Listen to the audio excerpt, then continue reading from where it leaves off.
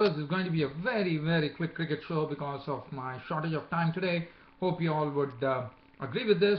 Well, as far as this cricket happening show is concerned, what you're going to look at is the Indian Premier League 2015 match, which was a pretty one-sided match where Royal Challengers Bangalore lost the match at their home ground at the Chinnaswamy Stadium in Bangalore when Sunrisers Hyderabad, led by some wonderful captaincy from David Warner, and also he also hit the fastest 50 in the IPL. Not the fastest 50 of the IPL, but I would say the fastest 50 by David Warner in IPL, as he really went after the Royal Challengers Bangalore bowlers and put their attack to the sword. And in fact, Sunrisers Hyderabad registering their first win in the Indian Premier League 2015. And I'll be talking about that in a brief manner. And then today we saw the start of the first day of the first test match of the series between England and West Indies. England and West Indies played in the first test match here at North Sound in Antigua. And well, I'll have to say that England definitely recovered from some early blows, and finally I thought they went into respectability at close of play at 341 for 5 at close of play on the first day of this first test match against the West Indies.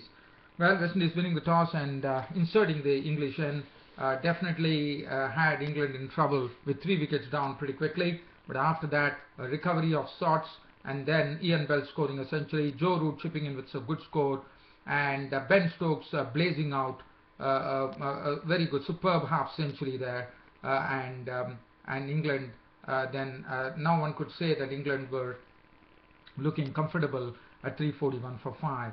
Well, I'll come back to that later, but first let's have a look at the match between the 8th match, Royal Challengers Bangalore versus Sunrisers Hyderabad. Now, Royal Challengers Bangalore were the ones who batted first, and let me tell you, Chris Gayle and Virat Kohli were doing a good job with Gayle and Kohli playing their strokes, but Gayle definitely playing his strokes in a very nice manner.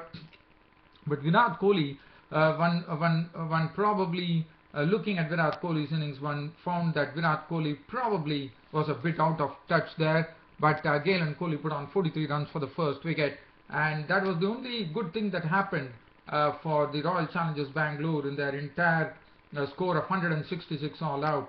In fact, Gayle made 21 of 16 balls with 3 fours and 1 6. Virat Kohli making 41 of 37 balls with 4 fours and 2 sixes. And well, the other than that, there was only A.B. de Villiers who caned 46 runs of 28 balls with 5 fours and 2 sixes.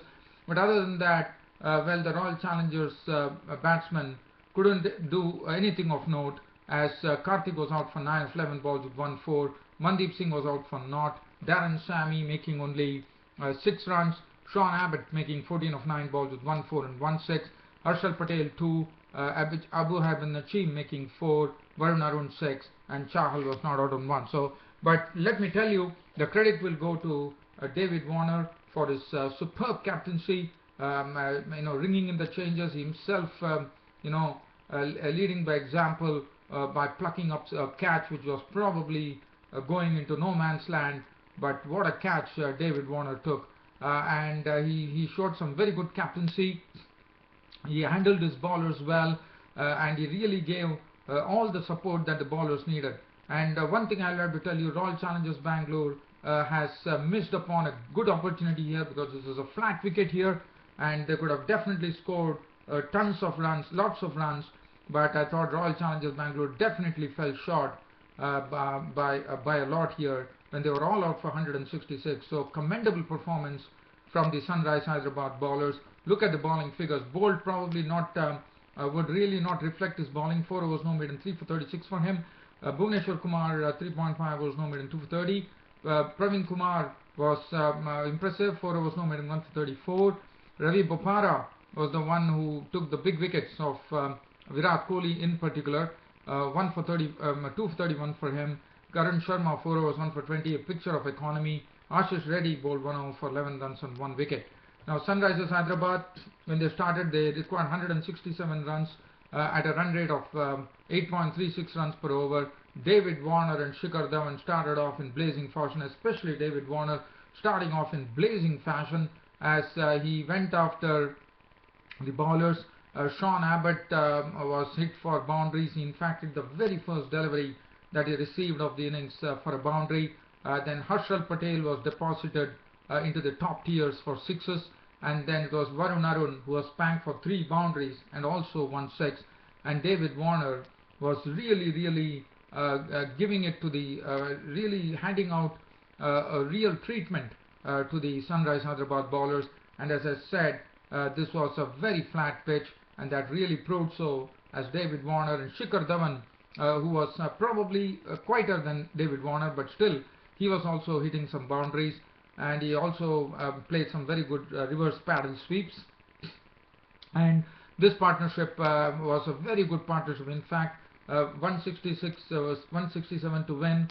In fact, David Warner and Shikhar Dhawan made sure that they would make mincemeat of this target, as both David Warner and Shikhar Dhawan put on 82 runs for the first wicket in absolutely no time. In fact, they took only 47 deliveries to put up this 82 runs, and Warner's contribution was 57 of 27 balls with 6 fours and 4 sixes. Dhawan was still there in the end, not out on 50 of 42 balls with 4 fours and 2 sixes. Kane Williamson was the one who was dismissed cheaply by the leg spinner Yuzvendra Chahal for 5. Rahul was there in the end along with Shikhar Dhawan to take them to victory, and Rahul also was very impressive in his knock. KL Rahul played some impressive strokes in his knock of 44 of 28 balls, 4 fours and 1 6. Game over, Sunrisers Hyderabad winning the match by 8 wickets and dominating this match against the Royal Challengers Bangalore. Absolutely no doubt about it. Sean Abbott, 2 overs none for 21. Harshal Patel, 2 overs for 23. Varun Arun taken to the cleaners, 3.2 overs, no maiden, none for 36. Abu Ahmed Achim, 4 overs, none for 41. Darren Sammy, 2 overs, no maiden, none for 18. And Yuzvendra Chahal, 4 overs, no maiden, 2 for 28, was impressive.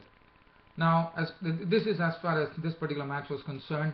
And now I'm going to talk about the match between England and West Indies. Stumps on day 1. England and West Indies playing the first test match. Today was the first day's play. The toss was a good toss to win. West Indies won the toss and elected to actually field. So it was the English batsmen, really I would say, they had to really face the music, because the West Indian bowlers were absolutely on target, not giving anything away. And Jerome Taylor, Kemar Rose, Jason Holder, everybody were bowling the right area. There were some assistants on the pitch too. There were some good bounce in the pitch. The ball was moving around, and let me tell you, Jerome Taylor, Kemar Rose and Jason Holder were not bowling any bad balls, and that was what really brought the dismissals, as West Indies struck pretty early by picking up 3 wickets pretty quickly to reduce England to 34 for 3. Alistair Cook and Jonathan Trott making a comeback into the test matches after quite a long time, but Jonathan Trott was the first man to be sent back to the pavilion, as Jerome Taylor got a ball to Jonathan Trott, which actually it was a delivery actually straightened after hitting the seam, and Jonathan Trott was a goner, caught by Bravo for duck in the slips. He was gone for duck, and after that Alistair Cook, who was not looking convincing at all, was finding it a real struggle to face against the pace of Taylor, Roche and Holder. Finally went as Alistair Cook actually incised us down to his stumps of the bowling of Kemar Roche for 11 with 1-4, and that brought in Gary Ballance to join Ian Bell at the wicket. Gary Ballance, well, there was probably a real game plan here. Probably Paul Simmons, who is the new coach of this West Indies cricket team, he had actually had some plan in place as soon as Gary Ballance came. In fact, they were told to operate from round the wicket. Kemar was operated from round the wicket, but Jason Holder was the man who actually picked up the wicket when Gary Ballance got a ball. It was angled across him, and Gary Ballance was a goner, out for 10 with no boundaries. And England were in real trouble, and West Indies were absolutely on the ascendant, having reduced England to 34 for 3. After that, it was Ian Bell in the middle. Ian Bell, with as you know, is such a cool customer. He got the company of Joe Root, another person I would say almost in the mold of Ian Bell, and both really started stitching together a partnership. First started stitching together the innings, which was in shambles at 34 for 3. They stitched it, they kept on stitching it, and finally they had really done a great job there, because what they did is they took the score from 34 for 3 to 211, and that was some very good batting.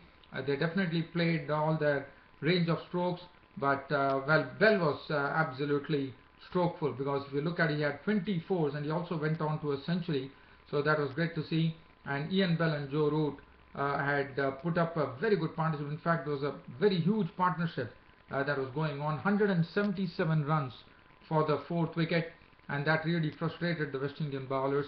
But Ian Bell was, even though he was playing sedately, but he was also not allowing any scoring opportunity to go begging, as he was getting runs pretty well. And finally Ian Bell reached the century, and Joe Root, Ian Bell contributing 143 of 24s with 24s and 1/6, and Joe Root also making a very good contribution, giving admirable company to Ian Bell to take England out of a very tricky situation at 34 for 3. And finally Joe Root was gone, as he was now bowled by Jerome Taylor after making 83 with 11 boundaries. And then Ben Stokes, towards the end, he came in, he joined Joe Root, and that was the time when in fact Joe Root was the first wicket to go when the score was 211, and after that there was another good partnership, and this time it was a really aggressive partnership with the introduction of Ben Stokes into the mix. And Ben Stokes, well, he decided to deal in boundaries.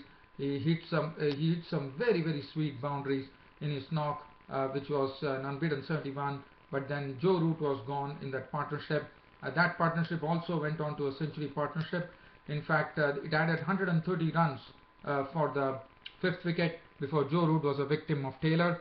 But Ben Stokes, well, he thoroughly entertained the crowd here with an unbeaten 71 with 10 fours and 1/6. And in fact, the second new ball was claimed, and that was the time Joe Root lost his wicket to the Taylor for 83. So the new ball is absolutely fresh. So probably West Indies would be hoping that they could probably get a wicket pretty quickly in the morning. In fact, England recovering from 34 for 3 at close of play on the first day of this first Test match against West Indies at the Vivian Richards Stadium, North Sound in Antigua, and finishing on a comfortable 341 for 5 with Ben Stokes undefeated on 71 with 10 fours and 1/6, and Treadwell, the night watchman who was sent ahead of Butler, was not out on naught. 341 for 5. The bowling was excellent from the West Indies. Jerome Taylor 15 overs 2 minutes 279 was a chipping in. Taylor taking 2 wickets, Kemar Roach taking 2 wickets, Jason Holder 1, and that was the story as far as the first day's play of the first Test match between England and West Indies was concerned. Well, dear fans and subscribers, unfortunately I'm short of time today, so that's the reason I'm quickly putting a wrap on this Cricket Happening show for today.